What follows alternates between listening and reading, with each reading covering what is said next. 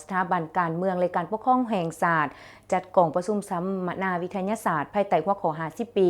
แห่งการปกปักรักษาและสร้างสรรค์พัฒนาประเทศชาติบทเรียนของบรรดาแขวงนครหลวง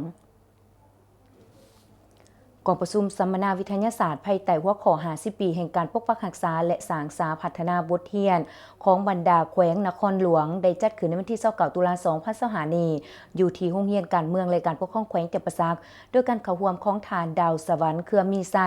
ห้องหัวหน้าสถาบันการเมืองการปกครองแห่งชาติมีบรรดาหัวหน้าห้องหัวหน้าโรงเรียนการเมืองการปกครองทั่วประเทศเข้าร่วม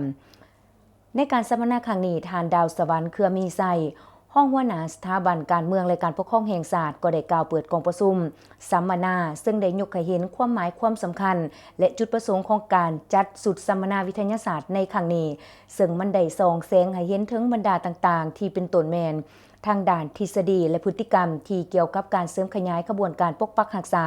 และสร้างสรรค์ประเทศชาติในการสร้างเศรษฐกิจเอกราชเป็นเจ้าตนเองที่มีต่อการพัฒนาและภารกิจเปลี่ยนแปลงใหม่ของประเทศเฮาจากนั้นก็ได้รับฟังการประกอบความเห็นของแต่ละโรงเรียนการเมืองการปกครองที่มาจากแต่ละแขวงในทั่วประเทศในขบวนการปกปักรักษาและสร้างสรรค์พัฒนาอยู่บรรดาแขวงต่างๆในทั่วประเทศนอกจากนั้นบรรดาทานและแขกที่เข้าร่วมกองประชุมยังได้สุมสติปัญญาพร้อมกันประกอบความคิดความเห็นสนทนาแลกเปลี่ยนบทเรียนในบรรดาปัญหา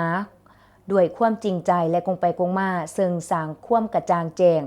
ทั้งในขบวนการปกปักรักษาและสร้างสรรค์ประเทศชาติและพฤติกรรมอันเลิศซึ้งที่มีความหมายความสำคัญและสอดคล้องกับสภาพตัวจริงในปัจจุบัน